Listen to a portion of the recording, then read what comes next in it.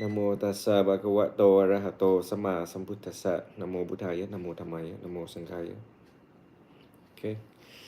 Thank you all for joining us. This is live right now across all of the social media.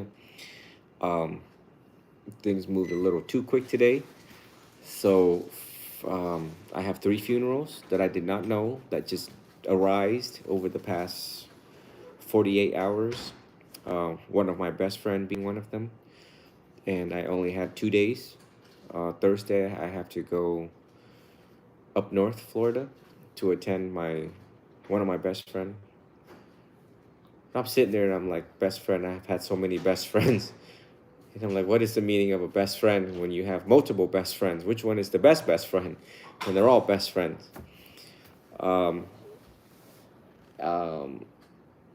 Novice Ethan took his first training today in death meditation by attending his first funeral, where he got to see a body in a coffin for the first time.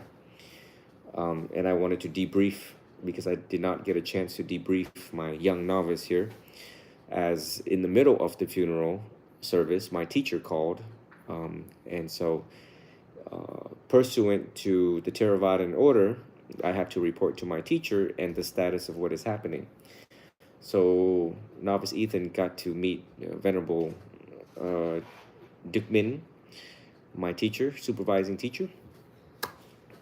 I've asked Venerable Duc Min to continue to observe all of my social media posts and ongoing activity, which also includes a novice activity and training program.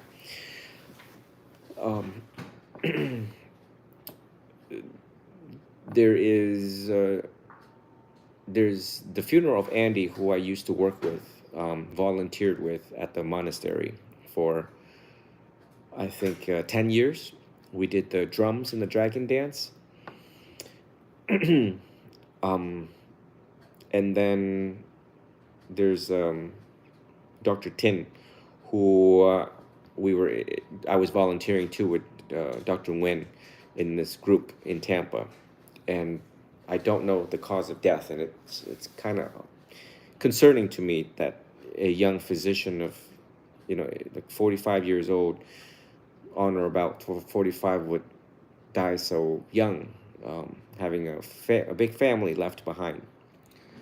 So we had a funeral today. I will have another funeral north of Florida Thursday evening, and followed by Saturday funeral. So everything is like, it's like odd days. Today's teaching for all of you is to really remind yourself, and it won't hit you all until it actually happens, and you should not wait until it happens for it to hit you philosophically and realistically, that you should love those who are around you and be grateful that whoever is present with you at the time of this talk and at the time that you're in your house, couch, or car, hearing and listening to this video, that anyone can die in your family in a matter of a second. 1 second changes everything. I didn't even recognize Andy's wife. I didn't. I had no idea. Just because, people tend to just, they don't look like themselves. That stress comes, that impact of a loved one. So to today's talk, I think, to be grateful for what you have and who you have in your life, because things can change very abruptly. In the next couple of days, my phone need to be available to the family members that is most affected by this. So therefore, in my own program, we're going to take a week, and I'm going to need you all to have compassion and understanding for me, because there's only me and no one else is assisting in the emergency counseling. And right now there's 3 active funerals, and the enormous amount of friends and family that has been impacted by this fact. So therefore I have to keep my phone open, because this is very sudden, and the discovery of Kyle's death is so sudden that we only have 2 days to go to his funeral, which is very far away. It's 4 hours away from here. So I just wanted to make this video and debrief my novice that life is short. I describe, see you have a little turtle over there? I have a fish tank. And in the fish tank, there's goldfish. So I describe humans are like little goldfish, and we're just swimming in this little planet, in this little world, this little tank of ours. Yeah, just imagine that. And if you ever have goldfish in the fish tank, you don't know when they're going to die. And many times I go to the office, and the first thing I do is turn on the lights, and I look at the fish tank. And I look at the fish tank, and I look at where the filter is. You know, when it sucks up the water, it spits out the water. And I look exactly where that suction straw is, because usually the dead bodies of a goldfish will get sucked into that straw, and it just kind of lie there lifeless. Yeah, so I describe humans are just like that. Humans and animals and our pets, dogs and cats, are all subject to impermanence. And today, Novice Ethan got to hear me chant 3 times. Anicca vata sankhara upvaida vayatameno pachitva nirochanti te sangho vasamo sugo. So all things conditioned or subject to impermanence, them coming to cease is bliss. And those are some of the meanings in the verse. So pretty much for you as a 13-year-old novice, is everything is impermanent. He's impermanent, I'm impermanent. Your little turtle swimming in there is impermanent. Nothing lasts forever. So if you love someone tonight, make sure you tell them and a lot and say enough.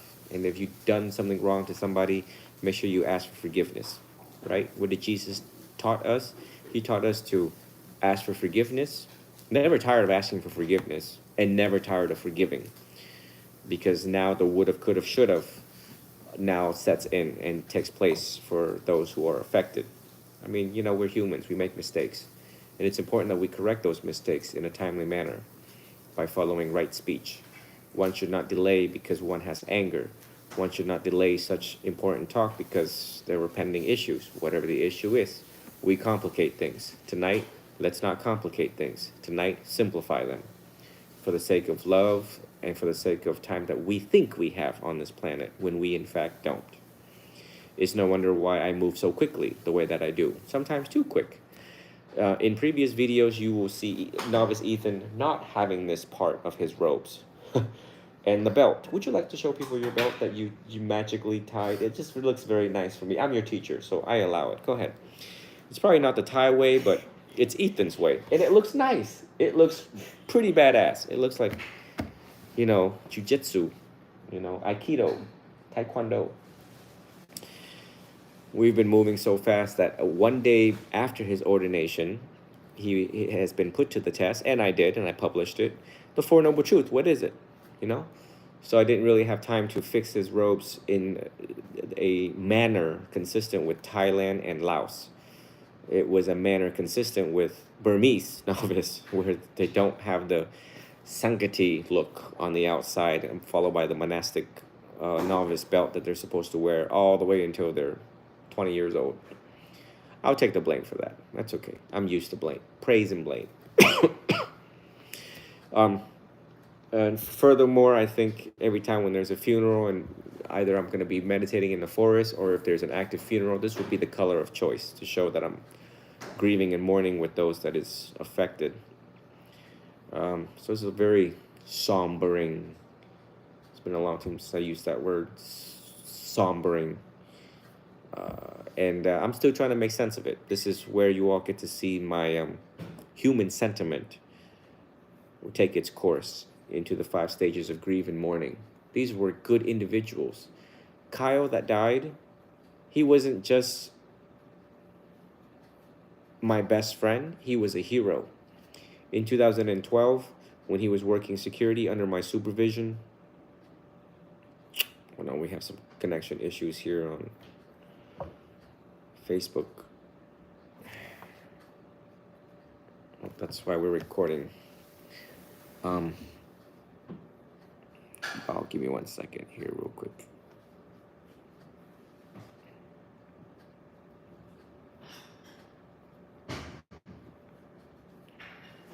Minutes.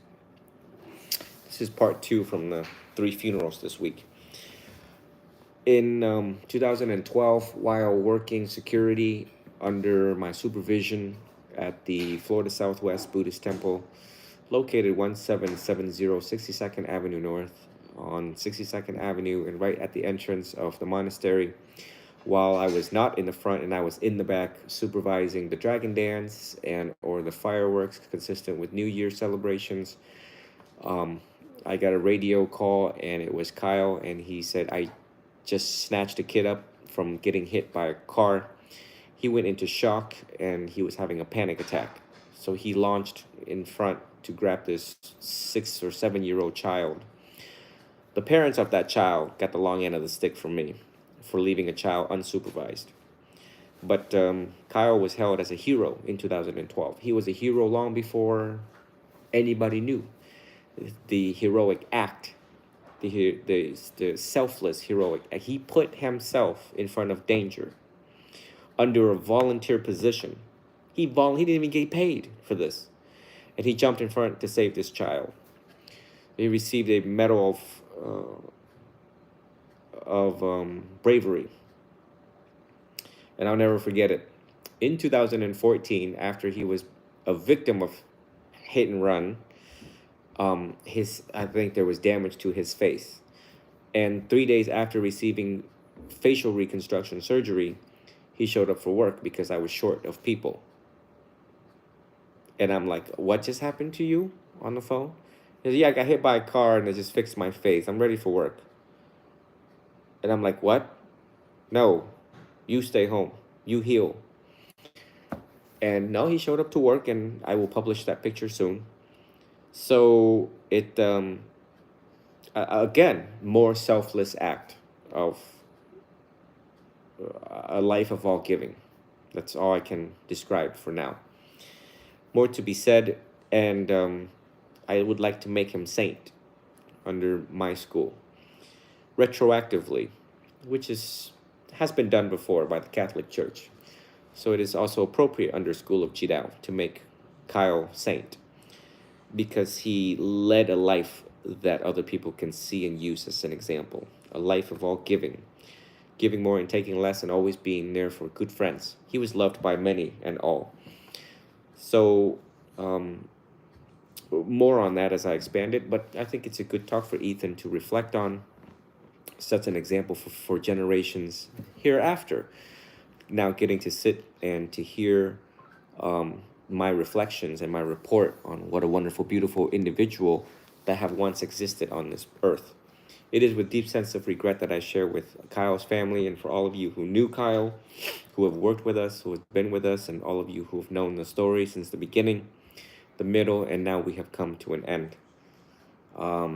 It's going to hit everyone hard. This is why, I'm going to probably need a break from counseling for about a week or so as I gather everything together and prepare for a eulogy on Saturday. And Ethan is learning along the way that there's changes in life, and that the changes come very rapidly and very quickly. 1 second we're laughing and smiling, and the next second we get news that someone is no longer here on this planet, and that's a possibility. And just remember that death is a possibility.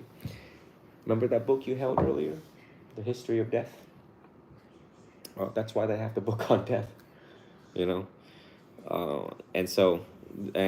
it's no wonder why when I stop by cemeteries, I make videos on a life and legacy, leaving a legacy behind for others to follow in your footstep.